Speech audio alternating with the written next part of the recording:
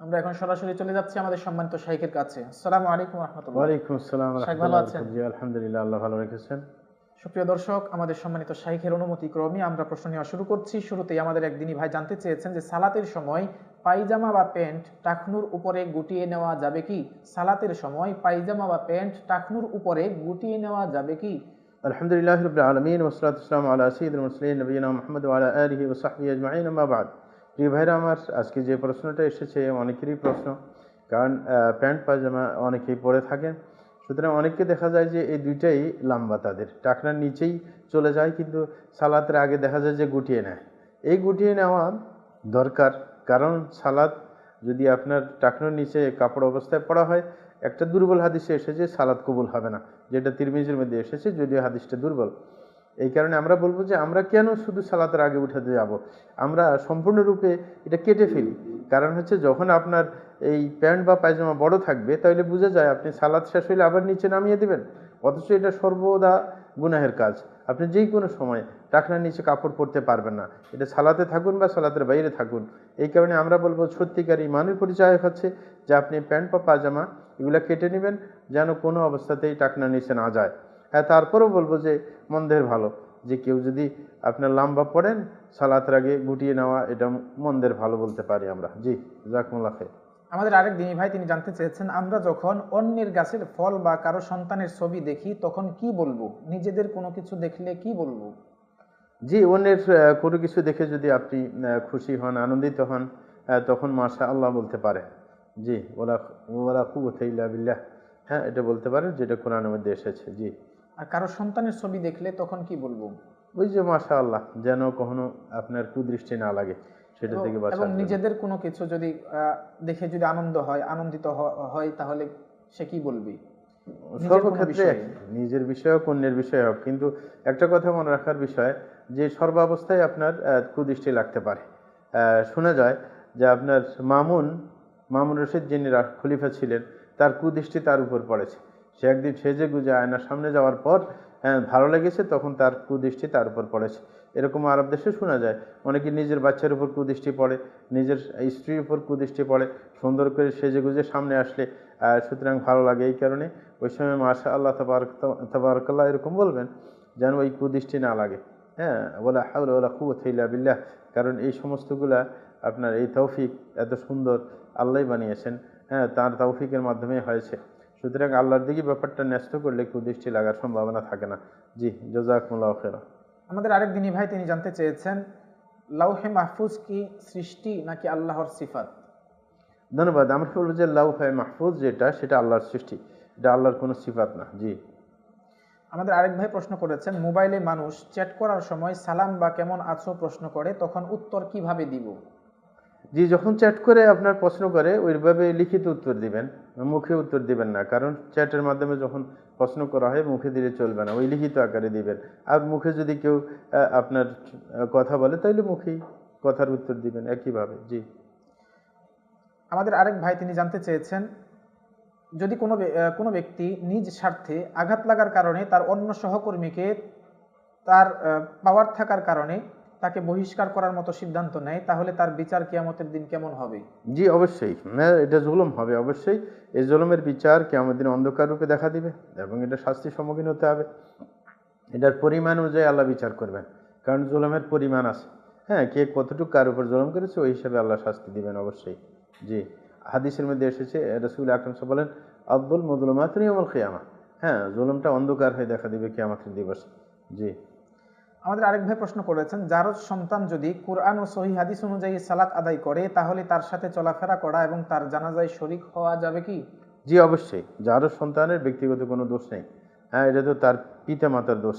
এই কারণে আমরা বলবো সে যদি সঠিক লাইনে চলে, সঠিকভাবে চলে, খাঁটি ইমানদার হয়ে যায়, তাইলে তার সাথে চলা অসুবিধার কিছু নেই।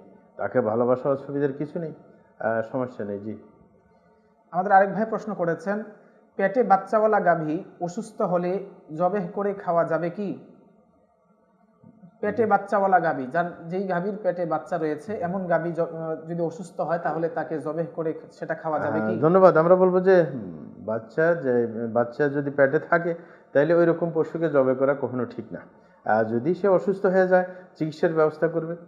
চিকিৎসা করলে চিকিৎসা যদি ভালো না হয় মৃত্যুবরণ করবে, কিন্তু ওটাকে বাচ্চাওয়ালা পশুকে জবাই করা শরীয়তে নিষেধ।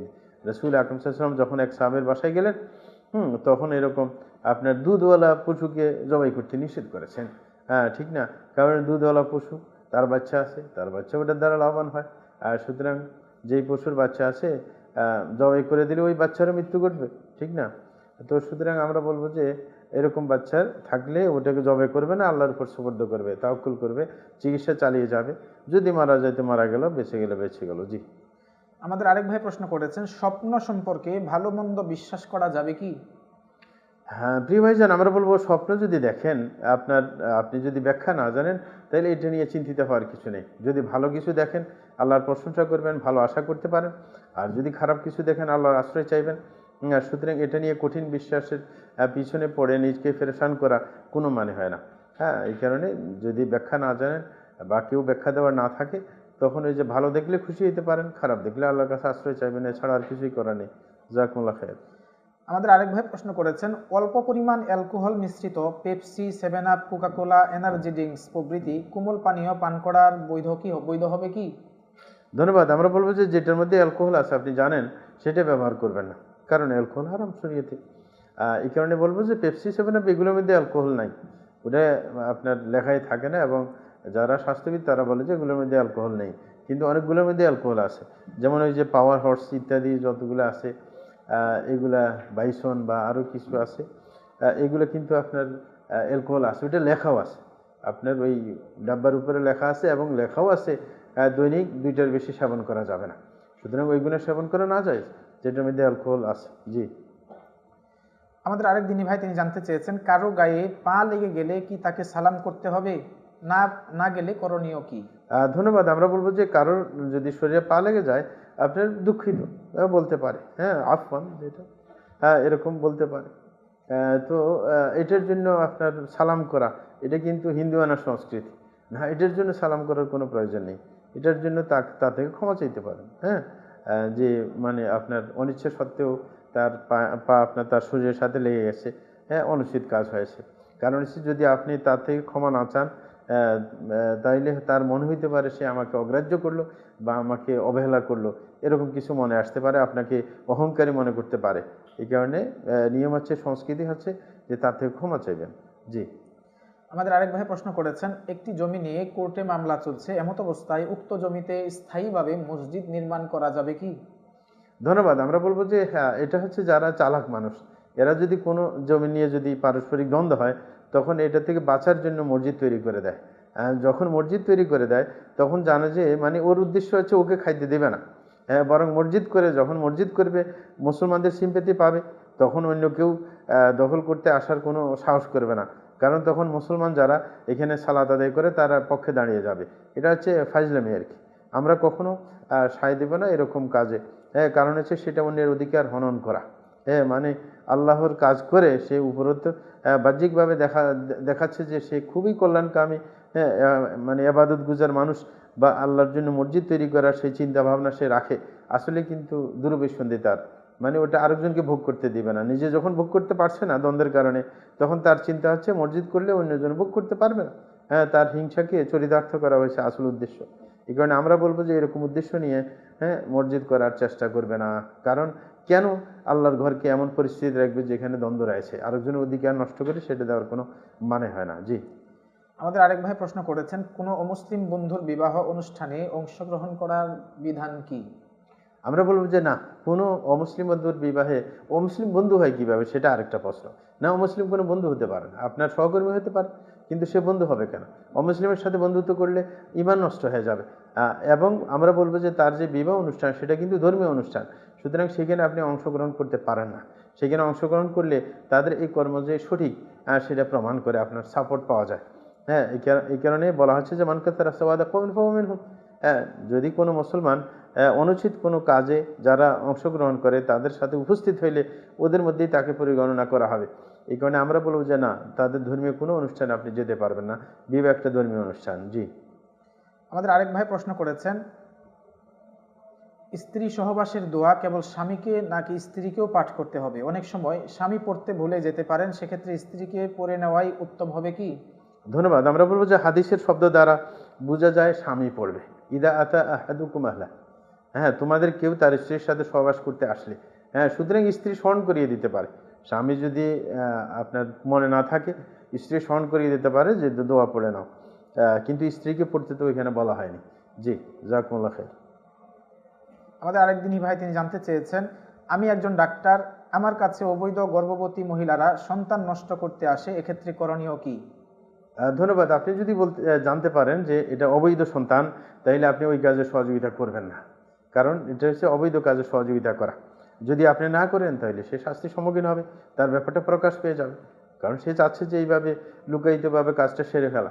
না, এই সমস্ত মানুষকে চিহ্নিত করা দরকার। যখন বর্তমানে আমাদের দেশে ইসলামী কোনো বিচার ব্যবস্থা নেই, তারপরেও কমপক্ষে এই লোকগুলো চিহ্নিত হইলে, হ্যাঁ, এদের আপনার এই অপকর্ম থেকে মানুষ রক্ষা পাবে। অনেক সময় দেখা যায় যে একই ব্যক্তি বারবার কি পাপের সাথে জড়িত হয়, কারণ তার ব্যাপারটা প্রকাশ পায় না সামাজিকভাবে। যদিও শরীয়তের বিচার হবে না, এটা ঠিকই, কিন্তু এরা যদি সমাজের কাছে উন্মোচিত হয়ে যায়, তাহলে দ্বিতীয়বার পাপ করা তাদের জন্য একটু কঠিন হয়ে পড়বে। এই কারণে বলবো যে আপনি কখনো একজন ডাক্তার হয়ে এই অবৈধ কাজে সহযোগিতা করতে পারেন না। আল্লাহ বলছেন ওয়ালা তাআওয়ানু আলাল ইসমি ওয়াল উদওয়ান, যে তোমরা কখনো গুনাহের কাজে, অত্যাচারের কাজে একে অপরের সহযোগিতা করতে পারবে না, এই ভিত্তিতে আপনি করবেন না। জি, আমাদের আরেক ভাই প্রশ্ন করেছেন, মোহরানার সম্পদের হকদার স্ত্রী না তার পিতা, পিতা সে টাকা ব্যবহার করলে পরে তা ফেরত দিতে হবে কি? ধন্যবাদ। আমরা বলবো যে মোহরানার আসল হকদার হচ্ছে মেয়ে। হ্যাঁ, মানে যে মেয়ে বিবাহ বসেছে তার হক হচ্ছে তার মোহরানা, কিন্তু সেই মোহরানা যদি সে নিয়ে তার পিতাকে দেয় তাহলে সে ভোগ করতে পারে। এবার পিতাকে যদি এমনিতেই দিয়ে দেয়, সে ভোগ করবে, ফেরত দিবে না। কিন্তু যদি সে বলে যে আমি তোমাকে ঋণ হিসেবে দিলাম, এটা আমাকে ফেরত দিতে হবে, তাহলে দিতে হবে। হ্যাঁ, এটা ঠিকই, কারণ মেয়ে কোনো বাপের খরচ চালাইতে বাধ্য না, ছেলের ব্যাপার ভিন্ন। তো আমরা বলবো যে সেটা তার ইচ্ছা, কারণ এটা সম্পদ তার।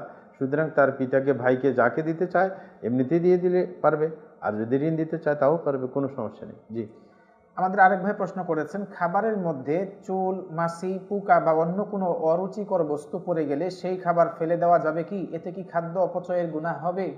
ধন্যবাদ। আমরা বলবো যে অবশ্যই খাবারের মধ্যে যদি কোনো ময়লা ইত্যাদি পড়ে যায়, তাহলে যে অংশ ময়লা পড়েছে সেটা আপনি ফেলে দেন, বাকিগুলো খাবার চেষ্টা করেন।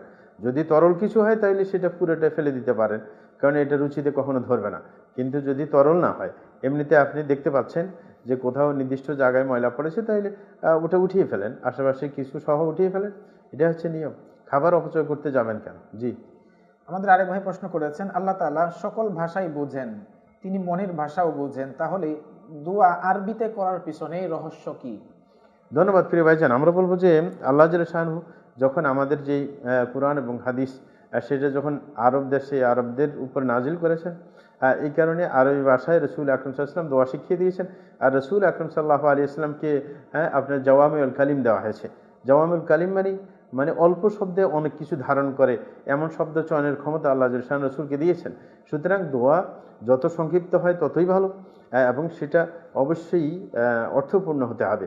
আর রসুল আকরম সাল্লাল্লাহু আলাইহি ওয়াসাল্লাম যে দোয়াগুলো চয়ন করেছেন সেগুলো অবশ্যই জাওয়ামিউল কালিম, অল্প শব্দ, অর্থ অনেক ব্যাপক।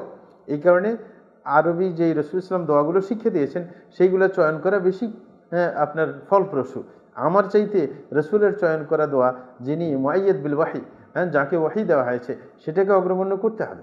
এটা একবারে নয় যে আপনি আরবি ভাষায় দোয়া পড়তে হবে, অন্য দোয়া করতেই পারবেন না, এমন তো ব্যাপার না।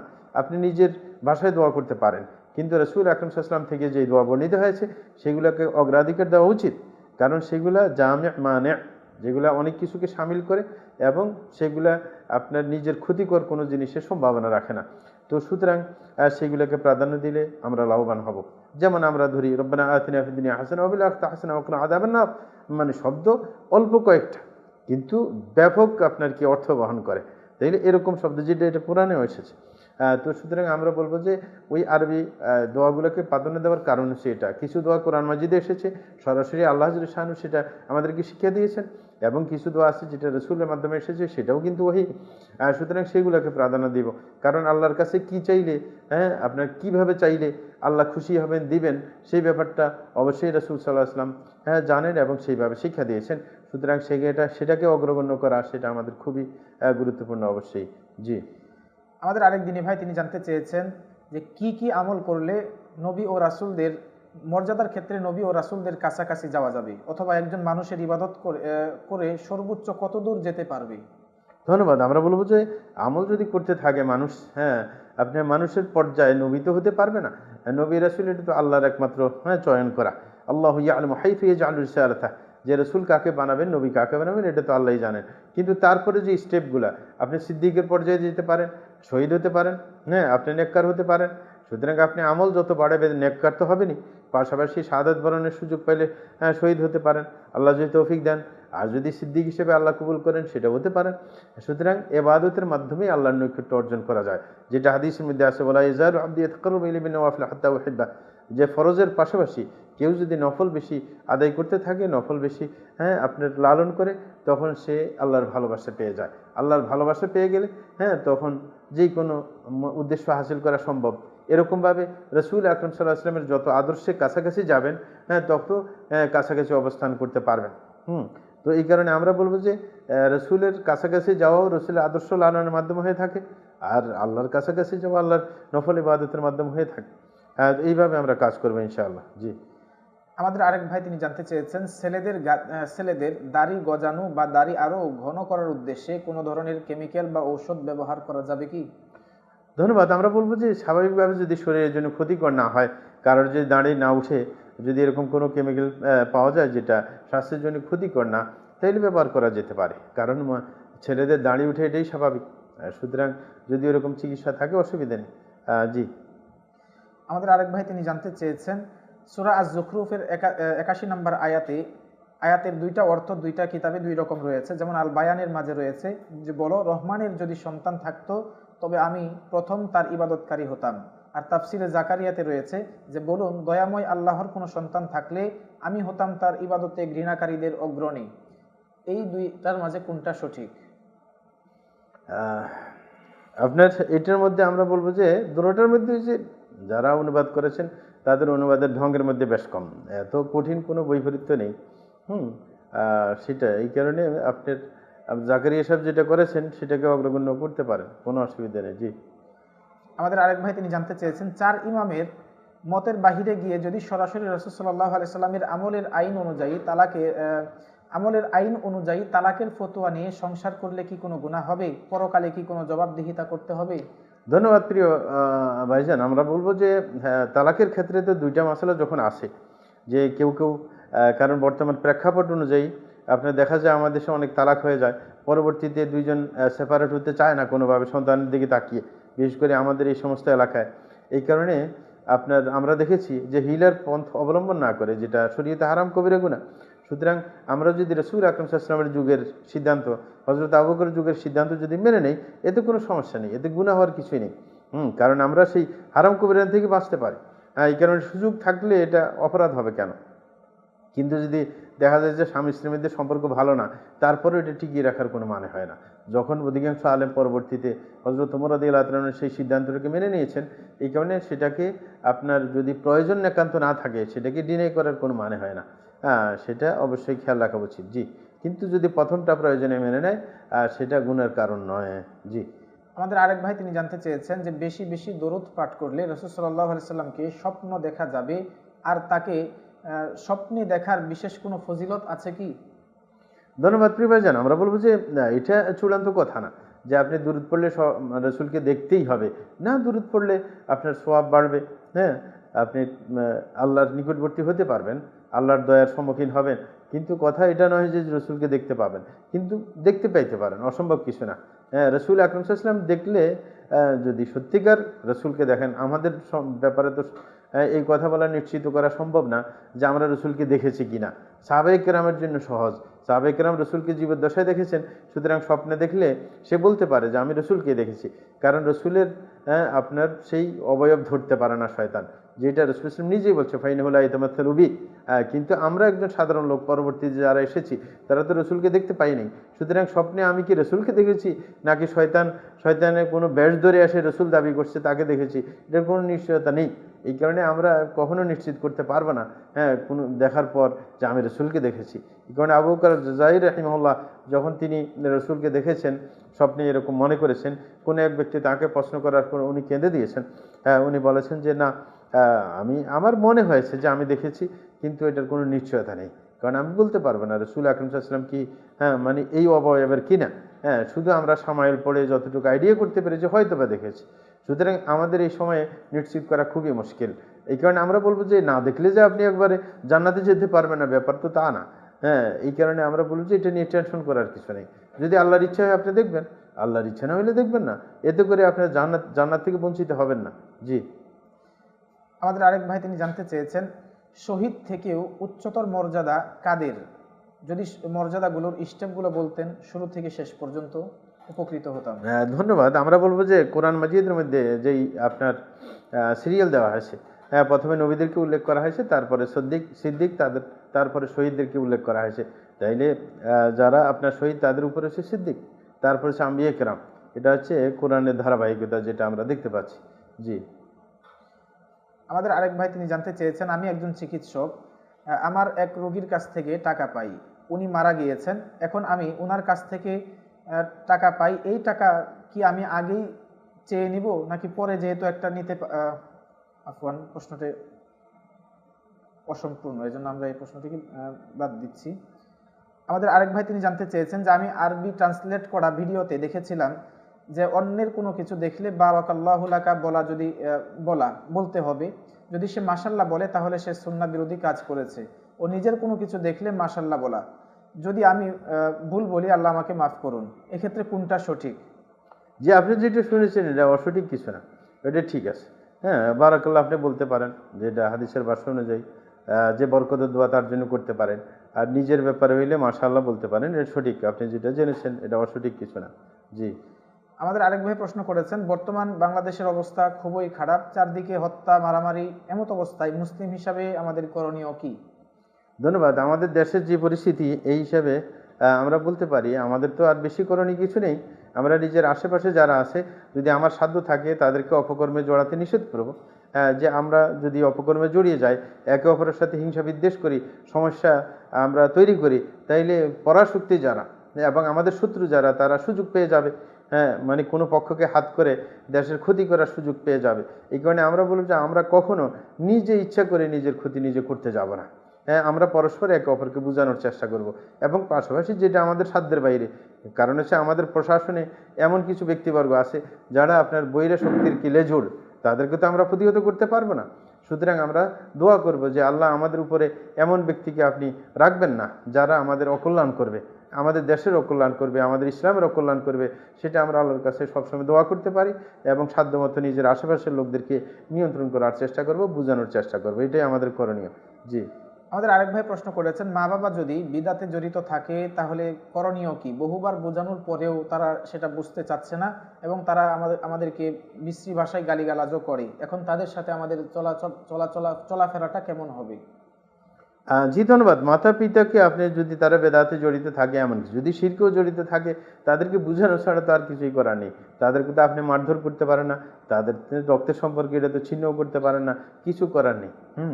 এই কারণে কোরআন মাজিদের মধ্যে বলেন আল্লাহ জাল্লা শানহু, ওয়া ইন জাহাদাকা আলা আন তুশরিকা বিমা লাইসা বিইলম ফালা তুতি'হুমা ওয়া সাহিবহুমা ফিদ দুনিয়া মা'রুফা। যে তোমাকে যদি তোমার মাতা পিতা শিরিক করতেও বলে, তাইলে তাদের আনুগত্য করবে না এই ক্ষেত্রে, কিন্তু তাদের সাথে সদাচরণ করতে হবে, কারণ আপনার মাতা পিতা। সুতরাং তাদেরকে কোনো মানে হুমকি ধমকি, মারধর ইত্যাদি, খারাপ কথা, মানে খারাপ ভাষায় তাদের সাথে আচরণ করা, গালমন্দ ইত্যাদি করা, সেটা পারবেন না। আপনি সুন্দরভাবে বুঝান, আপনি তাদের কাছে আরও ঘনিষ্ঠ হতে চেষ্টা করেন। এরকম আমাদের এক সাগরিদ, সে ব্রাহ্মণবাড়িয়ার, তার পিতা ছিল আপনার ওই যে গান বাদ্য যারা করে, মদ গাঁজা এগুলো খায়, মার হতে বলে আর কি তাদেরকে। তো মানে সে এরকম করতেছিল, তো বেচারা সই আকিদা পেয়েছে, কিন্তু তো তার পিতাকে যত বুঝায়, মানে সে বুঝে না। তখন সে কি করলো, আমার কাছে আসলো, তো পরামর্শ চাইলো। আমি বললাম যে তুমি ঘনিষ্ঠ হওয়ার চেষ্টা করো, তোমার পিতার বেশি বেশি খেদমত করবে, তার আবেদনগুলো পূরণ করার যথাসাধ্য চেষ্টা করবে, এবং বাড়িতে গেলে যথাসাধ্য কাছে থাকবে, তার খেদমত করবে। কিন্তু মাঝে মাঝে যখন দেখবে যে সে খুশিতে আছে, ফুর্তিতে আছে, তখন বলবে যে তুমি যে লাইনে চলতেছো, এই অবস্থায় যদি মারা যাও, নামাজ পড়তেছো না তুমি, মদ গাঁজা নিয়ে ব্যস্ত থাকো, গান বাদ্য নিয়ে ব্যস্ত থাকো, এই অবস্থায় যদি মারা যাও, নামাজ না পড়া অবস্থায়, এই আকীদা বিশ্বাসকে ধারণ করে তুমি মরে গেলে, আমি কিন্তু তোমার জানাজাই পড়বো না, কারণ তোমার জানাজা পড়া না যায়। কিন্তু তুমি যে আমাকে দেখছো তোমার আমি সেবা করি, এটা কিন্তু তুমি আমার পিতা হওয়ার কারণে, আমার জন্মদাতা হওয়ার কারণে, কিন্তু আমি তো তোমাকে মন থেকে ভালোবাসি না। এটা মনে করবে না আমি খেদমত করতেছি বলে আমি তোমাকে খুবই ভালোবাসি, ব্যাপারটা এমন নয়। তখন কি হইলো, মৃত্যুর আগে কিছুদিন আগে তার মধ্যে বুঝ এসে গেছে। সে দেখতেছে অন্য ছেলেরা তার খবর নেয় না, আর যে বেশি বেশি খবর নেয় সে বলতেছে তার মৃত্যুর পর জানাজা পড়বে না, তো সে টেনশনে পড়ে গেছে। মৃত্যুর আগে সে তওবা করেছে, তারপরে মারা গেছে। তো ব্যাপারটা এরকম, আপনি তাদেরকে বুঝাইতে পারতেছেন না, তখন সম্পর্কে আরো ঘনিষ্ঠ করার চেষ্টা করেন, তাদের সেবা শুশ্রূষা করেন। সেবা করার পর কাছে আসতে পারলে তাদের যদি আপনার মন বুঝে যদি চিকিৎসা দিতে পারেন এরকম ভাবে, তাইলে খারাপ না। কিন্তু তাদেরকে তো আর বকাঝকা দিয়ে পারবেন না, তাদের উপর তো হস্তক্ষেপ করার কোনো সুযোগ আপনার নেই। নিজের স্ত্রী হলে তাকে তালাক দিতে পারতেন, কিন্তু এদেরকে তো এমন কিছু করার সুযোগ নেই। এই কারণে তাদেরকে আপনার ধৈর্যের সাথে বুঝাতে হবে সর্বদা, এবং এদের জন্য দোয়া করতে হবে। হযরত আবু হুরায়রা রাদিয়াল্লাহু তাআলা মা কাফেরা ছিলেন, মুশরিকা ছিলেন, কিন্তু রাসূল আকরাম সাল্লাল্লাহু আলাইহি ওয়াসাল্লামের কাছে এসে বললেন যে আমার মায়ের জন্য একটু দোয়া করে দেন, যে সে যেন ইসলাম গ্রহণ করে। তখন তিনি এরকম রাসূল দোয়া করে দেওয়ার পর বাড়িতে গেলে দরজা দেখে বন্ধ। তার মা বলছে যে তুমি থামো, মানে সে গোসল করছে, তারপর দরজা করে বলছে যে আমি রাসূলের উপর ঈমান এনেছি, লা ইলাহা ইল্লাল্লাহ পড়ছেন। তাইলে এইভাবে দোয়ার একটা আপনার প্রভাব আছে। এই কারণে আমরা বলবো সন্তানের দোয়া মাতা পিতার জন্য এটা খুবই গ্রহণযোগ্য, যেরকম মাতা পিতার দোয়া সন্তানের জন্য গ্রহণযোগ্য। এই কারণে আপনি ওইভাবে দোয়াও করেন, সেবাও করতে থাকেন তাদের, এবং তাদেরকে একটু মাঝে মাঝে যখন খুশিতে থাকে ওই অবস্থায় কিছু নসিহা করার চেষ্টা করেন। বিরক্ত অবস্থায় কখনো নসিহা করতে যাবেন না। অনেকে আসে নিজের মাতা পিতার সাথে সহি আকীদা গ্রহণ করার পর দ্বন্দ্বে লিপ্ত হয়ে যান। যখন দেখবেন যে মানে তার মন মেজাজ ভালো না, আপনি তখন ভালো কথা বললেও তার ভালো লাগবে না। এই কারণে যে সময় তারা ফুরফুরে মেজাজ থাকে, ভালো থাকে, খুশিতে থাকে, তখন সুন্দরভাবে ভদ্র ভাষায় তাকে একটু বোঝানোর চেষ্টা করেন। জি, আর দোয়া করতে থাকবেন। জাযাকুমুল্লাহ খাইর। আমাদের আরেক দিনী ভাই তিনি জানতে চেয়েছেন, আমরা দুইজন বন্ধু কোনো একটা সফরে গিয়েছিলাম গাড়ির মাধ্যমে। তো আমি ভেবেছি আমার বন্ধু গাড়ি ভাড়া দিয়েছে এবং সে ভেবেছে আমি গাড়ি ভাড়া দিয়েছি, অথচ আমাদের কেউই গাড়ি ভাড়া দেয়নি। এমত অবস্থায় আমরা ওই গাড়িওয়ালাকেও আমরা চিনি না। তো সেক্ষেত্রে আমাদের করণীয় কি হবে? ধন্যবাদ। এটা অবশ্যই উচিত ছিল নিশ্চিত করা একে অপর দুইজন যখন আপনারা ছিলেন, যে জিজ্ঞাসা করা। এভাবে ছেড়ে দেওয়া উচিত হয়নি, সামনে এরকম করবেন না। কিন্তু এখন যেটা করণীয়, আপনারা যখন গাড়িওয়ালাকে চিনেন না, তাইলে ওই আন্দাজ ভাড়া আপনি সদকা করে দেন। কোনো আপনার যেগুলো সদকা জারিয়ের ক্ষেত্রে তার টাকাটা বিনিয়োগ করে দেন, যেটা সব সে পাইতে থাকবে, কোনো অসুবিধা নেই। জি, জাযাকুমুল্লাহ খাইর। আমাদের আরেক দিনী ভাই জানতে চেয়েছেন, ছেলে সন্তানের জন্য আল্লাহর কাছে কোন দোয়া বেশি বেশি পাঠ করতে হবে এবং কিভাবে চাইতে হবে? জি, আমরা বলবো যে ছেলেকে নিশ্চিত করে ছেলের জন্য কেন দোয়া করতে যাবেন, যে ছেলেকে ছেলেই দিতে হবে। কারণ ছেলের মধ্যে অকল্যাণ থাকতে পারে হয়তো বা আপনার জন্য। সবার যে ছেলে হইলে যে লাভ হবে তা তো না। এই কারণে আমরা বলবো যে আপনি চাইতে পারেন আল্লাহর কাছে যে ছেলেকে যে আপনার ওয়ারিশ হতে পারে। আর রব্বি লা তাযারনি ফারদান ওয়া আনতা খায়রুল ওয়ারিসিন। যখন এক নবী দোয়া করেছেন আল্লাহর কাছে যে আমাকে একাকী ছেড়ে দেবে না, যে ওয়ারিসহীন, যে আমার প্রতিনিধিত্ব করার আর কেউ থাকবে না, এমন যেন না হয়। তাই ধর্মকর্ম পালন করবে, ইসলামের খেদমত করবে, মুসলমানের খেদমত করবে। ওইরকম যদি আপনি চান, এতে দোষের কিছু না, যে এরকম চাইতে পারেন। এটার জন্য কোনো নির্দিষ্ট যে দোয়া, এরকম কোনো কিছু নেই। ওইভাবে আপনি আল্লাহর কাছে চান, নিজ বাসায়, কোনো সমস্যা নেই। জি। আমাদের আরেক দিনী ভাই তিনি জানতে চেয়েছেন যে একটি হানাফি মসজিদ মাদাম সদর লক্ষ্মীপুরে অবস্থিত। ইমাম সাহেব চতুর্থ রাকাতে এক সাজদা দিয়ে সালাম ফেরালো, সাথে সাথেই মুক্তাদিরা বলল সাজদা একটা হয়েছে। ইমাম সাহেব বললেন আবার সালাত করতে হবে। তো সবাইকে নিয়ে তিনি আবার 4 রাকাত সালাত আদায় করলেন। এটা কি সঠিক হয়েছে? আর এই কাজ করার বিধান কি? আর আমি মুক্তাদি, ইমাম এমন কাজ করায় তার অনুসরণে আমিও আবার সালাত করলাম। তো আবার যদি কোনো ইমাম এমন করে, আমি কি ইমামকে অনুসরণ করে পুনরায় 4 রাকাত সালাত করব? ধন্যবাদ প্রিয় ভাইজান। আমরা বলবো যে আমাদের দেশে এই সমস্যা, কারণ বড় যারা আলেম তারা সাধারণ ইমামদেরকে বুদ্ধি শিখিয়ে দিয়েছেন যে তুমি তো ভুল হইলে কিভাবে ঠিক করতে হবে এটা জানো না, তো আরেকবার পড়ে নিও। এটা হচ্ছে সমস্যা। কারণ হচ্ছে তারা মনে করে যে মানুষের কথা বলার পরে আবার দ্বিতীয়বার এটার উপর বেনা করা এটা চলবে না। অথচ রাসূল আকরাম সাল্লাল্লাহু আলাইহি ওয়াসাল্লাম হাদিসে জুল ইয়াদাইনের হাদিসের মধ্যে 2 রাকাত পড়ে সালাম ফিরিয়ে দিয়েছেন। রাসূলকে যখন বলা হইল যে আপনি নামাজকে শর্ট করা হয়েছে, 2 রাকাত করে ফেলা হয়েছে, নাকি আপনি ভুলে গেছেন? রাসূল বলছে আমি ভুলিও নাই, নামাজও কমতি করা হয়নি। আবু বকর ওমরকে জিজ্ঞাসা করছেন যে এর কথা ঠিক কিনা? বলছে ঠিক। তখন রাসূল সাল্লাল্লাহু আলাইহি ওয়াসাল্লাম কিবলার দিকে ফিরে 2 রাকাত আদায় করে পরবর্তীতে তিনি সালাম ফিরিয়ে 2টা সেজদা দিয়ে আবার সালাম ফিরিয়ে দিলেন। এইভাবে শুদ্ধ করে নিলেন। তাইলে ওই লোকের কাজ ছিল যখন এক সেজদা আপনি দেয় নাই, মুক্তাদিরে বলেছে আপনার এক সেজদা থেকে গেছে, তাইলে সে দ্বিতীয় সেজদা সাথে সাথে দিয়ে নিত। তারপরে ওই যে ধারাবাহিকভাবে ওই যে তাশাহুদ, হ্যাঁ, দুরুদ ইত্যাদি পড়ে তারপরে সালাম যখন সালামের টাইম হবে, দুই দিকে সালাম দিয়ে দুইটা সেজদা দিয়ে আবার সালাম ফিরাইতেন, তাইলে তার নামাজটা শুদ্ধ হয়ে যেত। এখন কথা হচ্ছে এটা তো নিয়ম ছিল, কিন্তু সে তো পালন করে নাই। আপনিও তার সাথে অনুকরণ করে দ্বিতীয়বার সালাত পড়েছেন, কিন্তু আপনি এটা করলেও চলতো যে সে যখন, কারণ তাদের সিস্টেম তো এইভাবে, কিন্তু নামাজকে শুদ্ধ করার সুযোগ আছে। যখন আপনি মুক্তাদি ছিলেন, হ্যাঁ, সে তো সালাম ফিরিয়ে ফেলছে, ওটা শুদ্ধ করতে যায় নাই। আপনি যদি ওটাকে শুদ্ধ করে নেন, যে আপনি সাথে সাথে আরেকটা সিজদা দিয়ে সামনে কন্টিনিউ করেন এবং সালাম ফিরিয়ে দিয়ে দুই সিজদা দিয়ে আবার সালাম ফিরিয়ে দেন, আপনার নামাজ কিন্তু হয়ে যাবে। ওর ইক্তেদা করা কোনো বাধ্যতামূলক না। আবার তার পিছনে নামাজ পড়তে কিন্তু আপনি বাধ্য নন, কারণ আপনি তো শুদ্ধ করতে পারছেন। জি, ওইভাবে করবেন ইনশাআল্লাহ। সম্মানিত শাইখ, এই ক্ষেত্রে কেউ যদি, যেহেতু একটা সেজদা হয়নি, তার মানে তার একটা রুকন ছুটে গিয়েছে, এই কারণে পুরো রাকাত বাতিল হয়ে যাবে, তো সেক্ষেত্রে কেউ যদি আবার এক রাকাত, অতিরিক্ত এক রাকাত সালাত আদায় করে তারপরে সাহু সেজদা দেয়, সেক্ষেত্রে কি বিশুদ্ধ হবে কিনা? ধন্যবাদ। আমরা বলবো যে এটা যদি মাঝখানের হয়, যে কোনো রাগাতে একটা সেজদা থেকে গেছে, পরবর্তীতে তার স্মরণে আসে নাই, পরবর্তী রাগাতের আবার সেজদার টাইমে তখন তার মনে হয়েছে, তাহলে অটোমেটিকলি আগের রাগাত বাতিল হয়ে যাবে।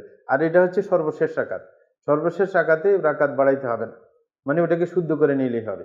কিন্তু যদি মাঝখানে ওই ঘটনাটা ঘটতো, তাইলে ওই এক রাকাত বাতিল হয়ে যেত, তখন আরেক রাকাত বাড়তি করা তার জন্য বাধ্যতামূলক হয়ে যেত। জি। আমাদের আরেক দিনী ভাই তিনি জানতে চেয়েছেন যে জ্ঞান অর্জনের বিষয়টা আসলে কি? আমরা কি এভাবে বলবো যে সবাইকে দিন শিখতে হবে, না কেউ শিখবে, কেউ ব্যবসা বাণিজ্য বা অন্য কিছু করবে? ধন্যবাদ। মৌলিক জ্ঞান সবাইকে শিখতে হবে। যেমন আপনার আহ, ইমানের যে রোকনগুলা, 6টা রোকন আছে, ভালোভাবে বুঝতে হবে, জানতে হবে, বিশ্বাস করতে হবে।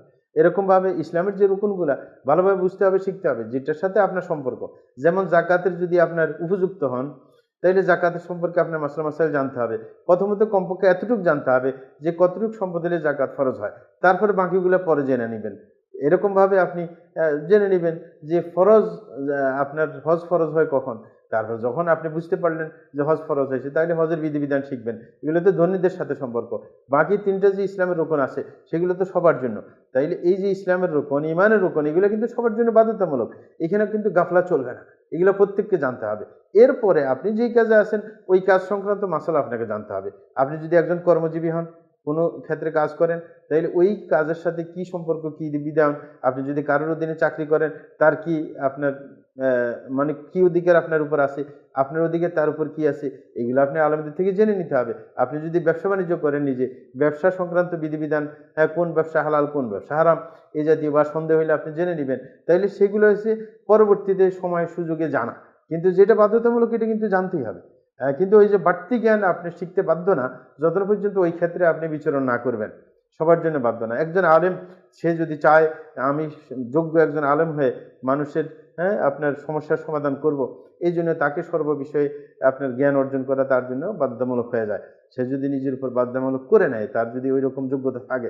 কিন্তু আপনি আমি সাধারণ যারা লোক, যাদের কোনো একজন আলেম হওয়ার কোনো যোগ্যতা নেই, শক্তিশালী, তখন তার তো আর সবকিছু বিষয়ে জানা বাধ্যতামূলক না। সে যেটার সাথে সংশ্লিষ্ট সেটা জানবে, আর যেটা মুসলমান হিসেবে, মুমিন হিসেবে যা জানা দরকার, ঈমান ইসলামের রুকন সমূহ যেগুলা সে করতে বাধ্য, সেগুলো সে শিখে নেবে।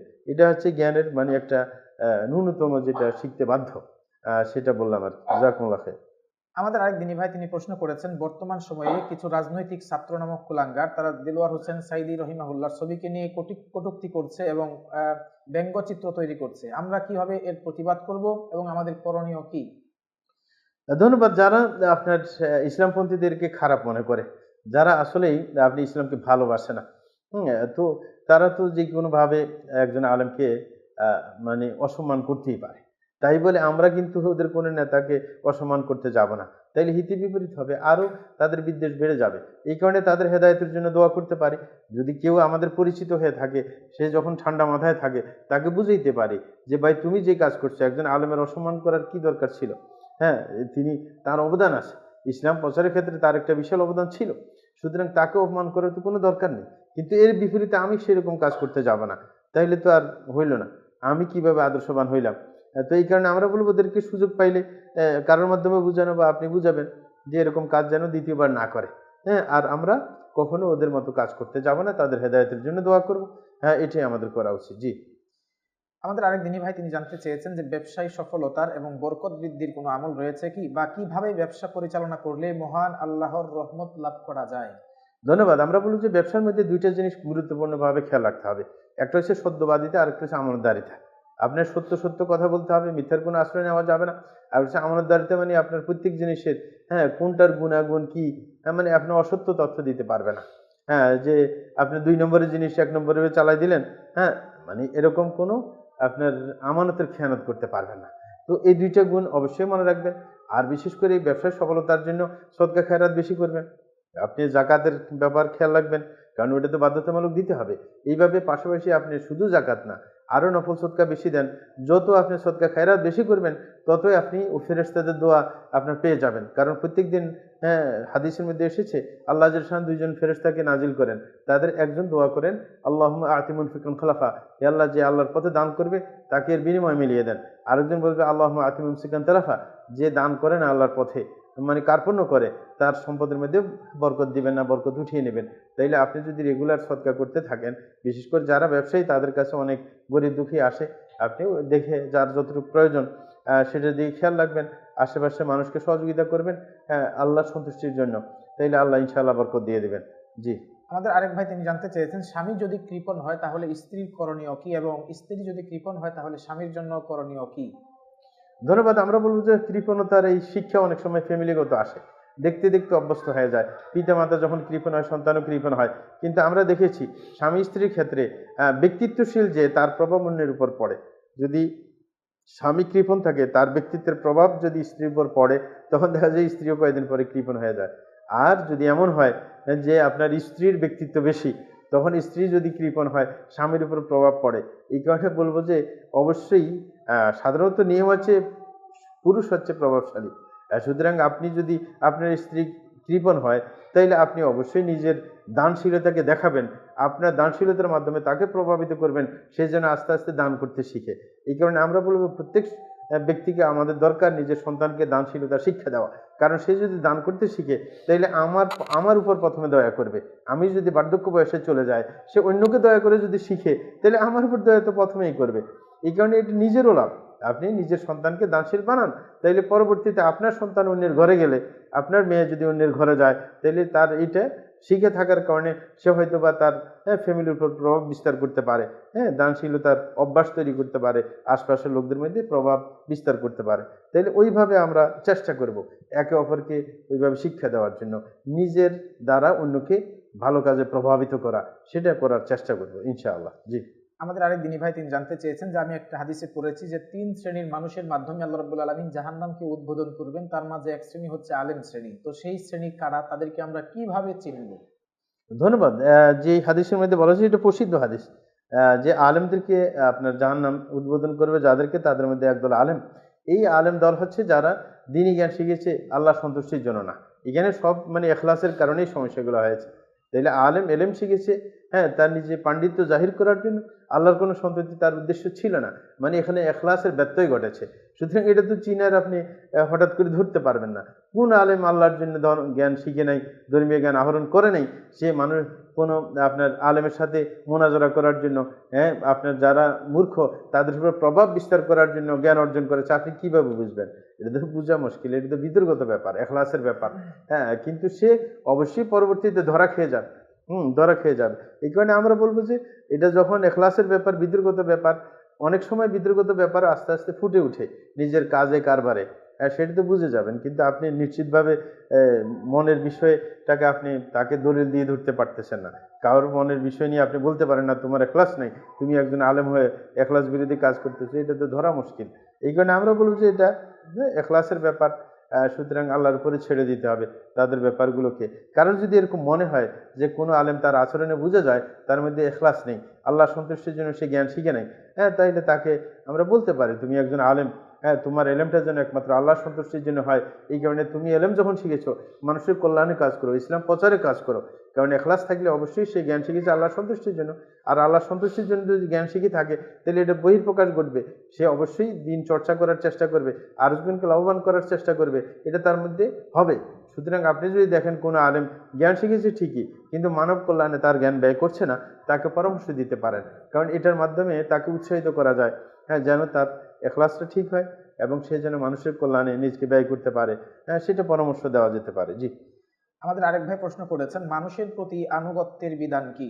আমার সিনিয়র আমার থেকে ছোট বা অযোগ্য, তো কিভাবে তার আনুগত্য করব? আমি যদি প্রধানের কাছে অভিযোগ করে তার ডিমোশন করাই, তবে কি গুনাহ হবে? ধন্যবাদ। আপনি আপনার উপরে যদি আপনার কম বয়সে একজন দায়িত্বশীল হয়ে থাকে, তার আনুগত্য করতে হবে। মানে কিন্তু শরীয়তের বিরুদ্ধে যদি কোনো আদেশ করে, তাহলে সেটা আপনি মানবেন না। আদেশ যদি শরীয়তের বিরুদ্ধে হয়, কিন্তু যদি শরীয়তের পক্ষে হয়, তাহলে আপনার কম বয়সী হলে আপনার বসের কথা শুনতে হবে। এটা হচ্ছে নিয়ম। কিন্তু আপনি আপনার বসের সাথে আপনার সম্পর্ক ভালো, আপনি আরেকজনকে ডিমোশন করে দিলেন তার বিরুদ্ধে বলে, হ্যাঁ, এটার কোনো আপনার যুক্তিকতা নেই, বরং অনেক সময় জুলুম হয়ে যাবে। এটার আপনার শেষ পর্যন্ত এটা ক্ষতি আপনার উপর পড়তে হবে।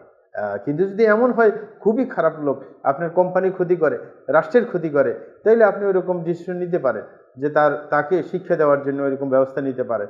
কিন্তু সে যদি এমনিতেই গাফলা করে, তাই বলে তাকে আপনার এরকমভাবে ডিমোশন করে দেওয়া, তার ক্ষতি করার কোনো প্রয়োজন নেই। আপনি নসিহা তাকে করতে পারেন, নসিহা করে যদি তাকে সঠিক লাইনে আনা যায়, সেটাই তো বেস্ট। তার ডিমোশন করার কি দরকার আছে? জি, ধন্যবাদ। আমাদের আরেক ভাই জানতে চেয়েছেন যে কোনো মহিলা যদি কেনায়া শব্দ ব্যবহার করে, তাহলে কি তালাক হয়ে যাবে? ধন্যবাদ। কেন এ শব্দ তালাক ব্যাপার তো হচ্ছে পুরুষের সাথে সম্পর্কিত, সুতরাং মহিলার সাথে সম্পর্কিত না। কিন্তু কথা হচ্ছে যদি পুরুষ মহিলাকে যদি অধিকার দিয়ে দেয় যে তাকে তালাক দেওয়ার সময়, তখন এটা গ্রহণযোগ্য হবে। যদি তার অধিকার তার হাতে চলে আসে, তখন সে যদি কেনায় ব্যবহার করে তালাকের উদ্দেশ্য হয়, তখন হবে। কিন্তু আপনার সাধারণত এটা হয় না, কারণ তালাকের অধিকার তো পুরুষের হাতেই থাকে। জি। আমাদের আরেক ভাই প্রশ্ন করেছেন যে বাংলাদেশের সেনাপ্রধান একটা বক্তব্য দিয়েছেন, সালাত বেদাত, মোনাজাতে বেদাত, এগুলা থেকে বের হয়ে আসতে হবে। এটা বলার কারণে আমাদের মাযহাবি পাড়ায় আগুন লেগে গিয়েছে। সুতরাং তাদেরকে আমরা কিভাবে প্রতিবাদ করব? ধন্যবাদ প্রিয় ভাইজান। আমরা বলবো যে একজনের একটা কথা শুনে এত বেশি উৎসাহী হওয়ার কোনো কারণ নেই। আমরা ভালো মানে ধরে নিতে পারি এবং তার জন্য দোয়া করতে পারি যে আল্লাহ তাকে যেন আরো সঠিক বুঝ দিয়ে দেন। হয়তো বা একটা কিছু জেনেছেন, মানে নামাজের বেদাতগুলো বুঝেছেন, আরো অন্যদিকে সেই শিরকের সাথেও জড়িত থাকতে পারে। সুতরাং একটা কথা বললে তাকে নিয়ে ট্রল করার দরকার নেই। আর যারা তার বিরুদ্ধ, তাদেরকে এত মানে ফেরেশান হওয়ার কোনো মানে হয় না। হ্যাঁ, কারণ তাই বলে কি একবার আলাদিস হয়ে গেছে? অনেকে তো এমন বুঝিতে চাচ্ছেন যে আলাদিস হয়ে গেছে, ঠিক না? না, এমন কিছু করার নেই। হয়তো বা একটা মাসালার মধ্যে সে সঠিকটা জানতে পেরেছে, ওই হিসেবে সে বলেছে। কিন্তু আমাদের এত বেশি খুশি হওয়ার কারণ নেই। আমরা স্বাভাবিকভাবে তার জন্য দোয়া করতে পারি, সে যেন আরো বেশি অগ্রসর হইতে পারে। কারণ একজন ব্যক্তি যখন গুরুত্বপূর্ণ পর্যায়ে থাকে, তার প্রভাব কিন্তু তার অধীনস্থদের উপর পড়ে। সুতরাং আমরা একটু আশা করতে পারি তার কাছ থেকে এবং দোয়া করতে পারি, হ্যাঁ, মানে সুলক্ষণ ভাবতে পারি, এতে কোনো সমস্যা নেই। কিন্তু এটা নিয়ে বেশি প্রচার করতে যাব না, তাইলে তো যারা বেদাতের সাথে জড়িত, ওরা বিপরীতটা শুরু করবে। সুতরাং আমরা এমনি এমনি দোয়া করি, এত লেখালেখি না করে। অনেক ভাই আছে খুবই খুশি প্রকাশ করে, এটা দেখি তো তখন যারা বেদাতপন্থী তাদের তো গায়ে আগুন ধরবেই, তাদের তো কষ্ট লাগবেই। তো এটা আমরা কেন তাদের গায়ে আগুন জ্বলাইতে যাব? হ্যাঁ, ওরা আগুন জ্বলক। হ্যাঁ, যারা বেদাতপন্থী এরা তো কষ্ট পাবেই সুন্নতের যদি বহিঃপ্রকাশ ঘটে। হ্যাঁ, যদি সুন্নতের প্রসার দেখে। আর বিশেষ করে সেনাপ্রধান একটা জায়গায় স্কুল না, হ্যাঁ, সে 8টা স্কুলের উদ্বোধন করেছে। মানে ঢাকাতে তো ওটা করছেই, কিন্তু অনলাইনে এরকম আরো অন্যান্য জেলায় কয়েকটা, মোট 8টা শুনেছি উদ্বোধন করেছে। সুতরাং আমরা আল্লাহর কাছে দোয়া করব যে যতটুকু সে সহি জ্ঞান শিখেছে, আরো বেশি তার শিক্ষা তৌফিক দান করুন এবং তার মাধ্যমে আল্লাহ, হ্যাঁ, ভালো কাজ নেন, এটাই আল্লাহর কাছে দোয়া করবো। জি। আমাদের আরেক ভাই প্রশ্ন করেছেন, মজলুম ব্যক্তি যদি কাফের হয়, তাহলে তার বদদুয়ার কারণে কোনো মুসলিম পাপী হবে কি, বা তার কোনো ক্ষতি হবে কি? জি, ধন্যবাদ। আমরা বলবো যে মজলুমের দোয়া কবুল হয়, সে যদি কাফের হয়। হ্যাঁ, এই কারণে রাসূল বলছেন ইত্তাকি দাওয়াতুল মাজলুম ফাইনাহু লাইসা বাইনাহু ওয়া বাইনাল্লাহি হিজাব, যে মজলুমের বদদোয়াকে ভয় করো, কারণ তার মাঝে আর আল্লাহর মাঝে কোনো কি নেই, পার্টিশন নেই। হ্যাঁ, মজলুম যদি কাফের হয়, তার বদদোয়া কিন্তু গ্রহণযোগ্য। এই কারণে অবশ্যই জুলুম করতে খুবই সতর্ক থাকবেন। অবশ্যই কারোর উপর, সে মুসলমান হোক কাফের হোক, কারোর উপর জুলুম করা যাবে না। হ্যাঁ, এটা অবশ্যই খেয়াল রাখতে হবে, কারণ জুলুম সর্বাবস্থায় অগ্রাহ্য। এবং আল্লাহ জাল্লাহু শানহু হাদিসে কুদসির মধ্যে বলে দিয়েছেন, ইন্নী হারামতু যুলমা আলা নাফসি ওয়া জাআলতু বাইনাকুম মুহাররামা, আমি নিজের উপর যেরকম জুলুম হারাম করে দিয়েছি, তোমাদের মাঝেও হারাম করে দিয়েছি, ফালা তাযালামু। সুতরাং একে অপরের উপর জুলুম করতে যাবে না। সুতরাং সে কাফের হইলে তার উপর জুলুম করবে না, যেন বদদোয়া শিকার না হয় এবং আল্লাহর পক্ষ থেকে শাস্তির সম্মুখীন না হয়। জি। আমাদের আরেক ভাই প্রশ্ন করেছেন, একজন মুসলিম নারী কি বিবাহের সময় কাবিননামায় এমন শর্ত রাখতে পারবেন যে তার স্বামী তার জীবদ্দশাতে অন্য কোনো নারীকে বিবাহ করতে পারবেন না? আমরা বলবো যে এটা উচিত না। হ্যাঁ, কারণ বিবাহের প্রয়োজন দেখা দিতে পারে, আর এই শর্তের কারণে হইতে পারে সে বিবাহ করার সুযোগ নাই পেয়ে বেবিচারের সাথে জড়িয়ে যেতে পারে। এই কারণে কোনো মহিলার উচিত না এইভাবে শর্ত দিয়ে দেওয়া। এমনকি যদি শর্ত দেয়, স্বামী যদি মানেও, পরবর্তী যদি দেখা যায় যে আমার আরেকটা বিয়ে করতে হবে, তাহলে সে তালাক দিয়ে দিতে পারে তার স্ত্রীকে, অন্যখানে বিয়ে করবে আবার। এটা কোনো আজীবন মানতে হবে এটা কোনো না। এমনি আপনার শর্ত করলে মানা উচিত, কিন্তু যদি পরবর্তীতে দেখা যায় যে এই শর্ত মানা তার জন্য কঠিন হয়ে পড়েছে, হ্যাঁ, কারণ এগুলো নিজের, এটা তো একদিনের জীবন না, দীর্ঘদিনের জীবন। অনেক সময় দেখা যায় পরিস্থিতি খারাপ হয়ে গেছে, হ্যাঁ, স্ত্রী তার চাহিদা মেটাতে পারছে না, অসুস্থ হয়ে পড়ছে, এরকম প্রত্যেক সময় আমাদের কাছে প্রশ্ন আসে। তো সুতরাং ওই সমস্ত পরিস্থিতিতে যদি শর্ত করা থাকে, হ্যাঁ, সে বলবে যে শর্ত উঠিয়ে নাও স্ত্রীকে, হ্যাঁ, আর যদি সে শর্ত উঠিয়ে না নেয় তাকে তালাক দিতে পারবে, অসুবিধা নাই। আর যদি তার এত চাহিদা নাই, চলে, তাইলে শর্ত মেনে যেতে পারে, এটা যদি তার অধিকার। সুতরাং তার অধিকার যদি সে প্রয়োগ না করে তাতে কোনো সমস্যা নেই। জি। আমাদের আরেক ভাই জানতে চেয়েছেন যে কোনো স্ত্রী যদি তার স্বামীর থেকে ওয়াদা নেয় যে সেই স্ত্রী মারা যাওয়ার পরে স্বামী আর কোনো মহিলাকে বিবাহ করবে না, পরবর্তীতে যদি সেই স্বামী কোনো মহিলাকে বিবাহ করে, তাহলে কি সে ওয়াদা ভঙ্গকারী হবে? ধন্যবাদ। আমরা বলবো যে ওয়াদা এরকম নেওয়া ঠিক না। কারণ একজন মানে যদি স্ত্রী মরে যায়, তার চাহিদা থাকবে না, সেই কেন ফিতনার মধ্যে নিজেকে ফেলতে যাবে? কারণ এটা একবার ফিতনার কাজ। হযরত ইবনে ওমর রাদিয়াল্লাহু তাআলা বলছে, যদি একজন পুরুষ যদি একদিনও বাঁচে, তারপরে তার বিয়ে করা উচিত, সেই জন্য ফিতনার সম্মুখীন না হয়। তাইলে কেন একজন স্ত্রী এইভাবে ওয়াদা করিয়ে যাবে যে পরবর্তীতে আপনার বিয়ে করতে পারবে না তার স্বামী? এটা তো তাকে ফিতনার সম্মুখীন করে যাওয়া। যদি আপনি তার কল্যাণই চান, তাহলে এরকম শর্ত দিবেন কেন? তারপর আমরা বলবো যে যদি স্বামী ভালোবাসার ক্ষেত্রে আবেগী হয়ে যদি এই শর্তে আবদ্ধ হয়ে থাকে, যদি দেখে যে না এই শর্ত অনুযায়ী চলা তার জন্য দুষ্কর হয়ে যাচ্ছে, তখন আর কি করবে? সে অন্যখানে বিয়ে করবে, তখন তার ওয়াদাটা রক্ষা করা হলো না।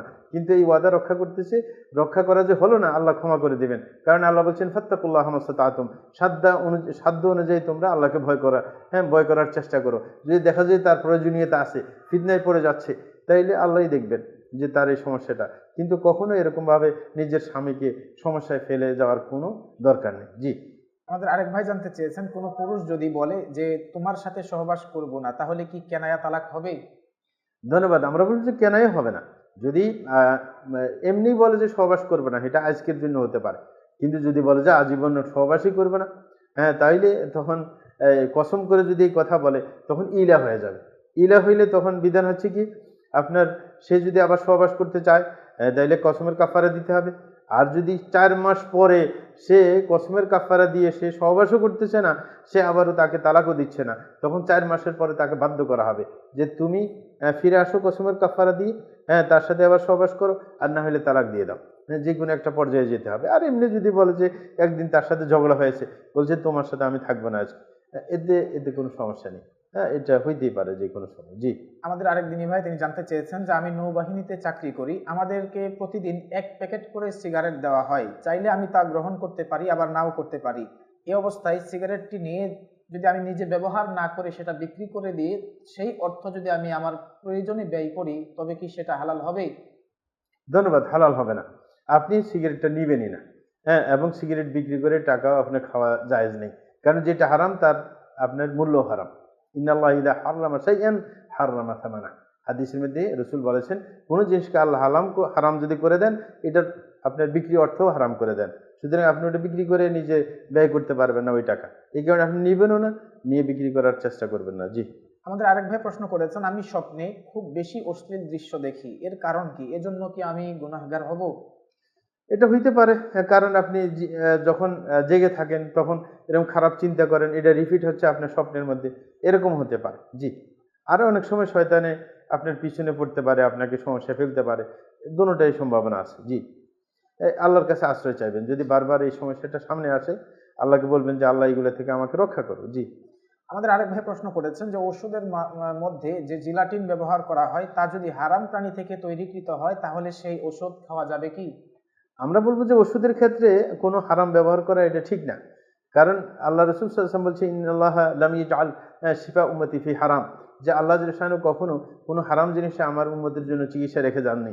সুতরাং কোনো হারাম জিনিস চিকিৎসা হিসেবেও ব্যবহার করা ঠিক না।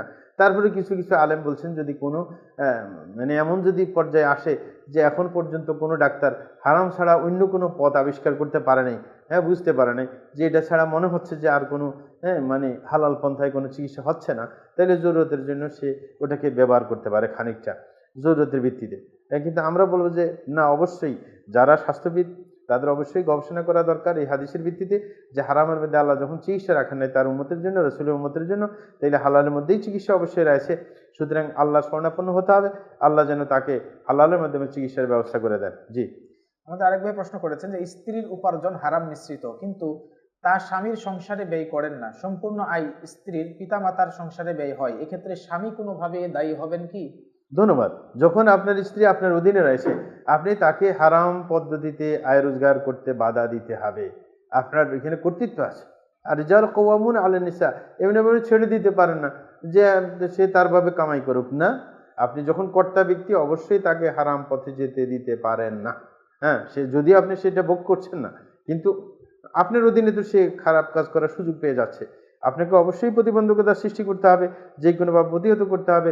যদি না মানে তাহলে তার বিহিত ব্যবস্থা করতে হবে। জি, সুপ্রিয় দর্শক শ্রোতা, আপনাদেরকে আমাদের সাথে এতক্ষণ থাকার জন্য আপনাদের প্রতি আন্তরিক ধন্যবাদ এবং কৃতজ্ঞতা জ্ঞাপন করছি এবং দোয়া করছি আল্লাহ রাব্বুল আলামিন যেন আপনাদের এই সময়টুকুকে কিয়ামতের সেই কঠিন মুহূর্তে নাজাতের ওসিলা হিসেবে কবুল ও মঞ্জুর করে নেন। আমরা